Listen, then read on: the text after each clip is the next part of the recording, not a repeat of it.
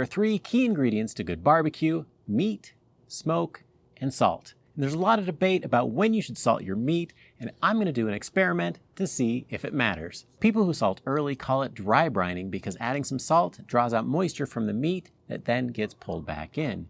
The added benefit that the extra time will pull that salt deeply into the meat so it goes all the way through. It also unlocks another benefit: added moisture. That salt helps the proteins relax, so that way when it cooks they don't squeeze out quite as much water.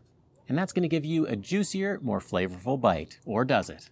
On the other hand, those who salt their meat right before they put it on the barbecue say that low and slow cooking takes so long that the salt will pull through the meat anyway. So if you do it early, all you're doing is wasting your time and your fridge space. I have a scientific experiment to test both claims. I bought 2 rib roasts, and one of them I salted yesterday, and the other one I'm going to salt right now before I put it on the barbecue. To keep things fair and even, I picked 2 roasts that weighed the same, and I weighed out the salt so they both got the same amount. That way the only difference was me salting the one the day before, putting on a rack, and putting in the fridge for 24 hours. Let's get cooking.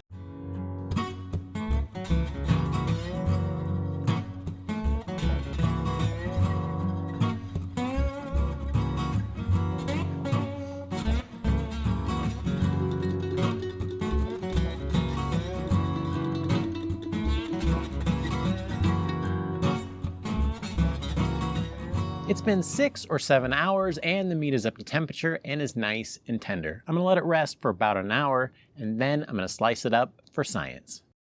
I saw another YouTuber that took the cooked roast and cut it in half, and then he took some salinity test strips at different depths of the meat.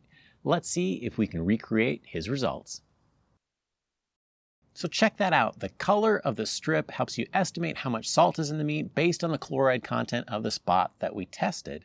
And all 3 were nearly identical in color. So does that mean that the salt was evenly distributed through the whole piece of meat? No. Nope. You see, you, me, and the cow that made this roast all have salt in us, and we need it in order to be able to live. So as a control, I tested the roast before I salted it, and it had about half as much salt as the roast did when it was fully cooked.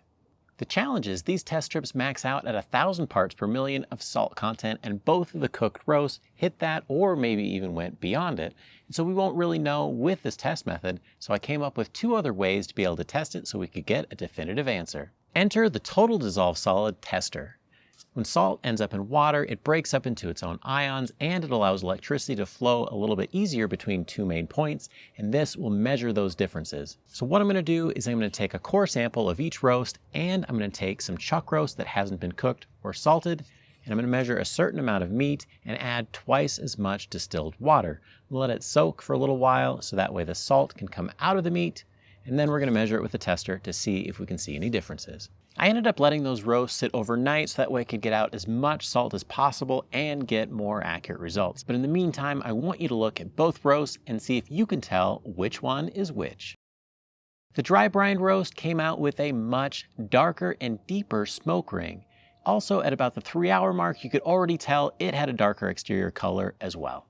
Not only that, but the dry brine roast was noticeably juicier than the one that was salted right before, even though it lost an extra ounce of weight from the beginning right before we started the process until it came off the grill.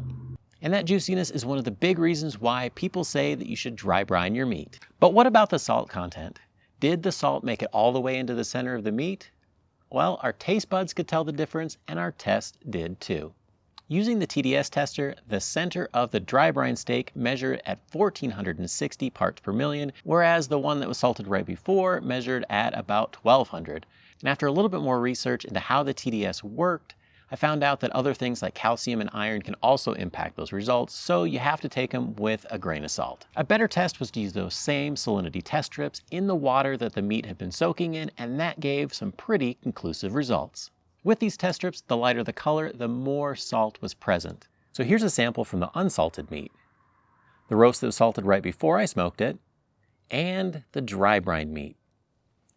Not only could I taste the difference between the two, but the test conclusively showed that there was more salt in the center of the meat in the dry brined roast. So yes, it does matter when you salt your meat, but if that's true, why do barbecue joints wait to salt their meat until right before they put it on the smoker? And that answer is simple. It's a lot easier to store a bunch of meat if it's cryovac than it is if it's salted. And when you consider that over a long cook, some of that salt does get pulled into the meat, you could just use a little bit more and you'll be able to get a similar flavor profile. But if you've only got one brisket and you're doing it at home, it's worth the time and effort to salt your meat the day or the night before you throw it on.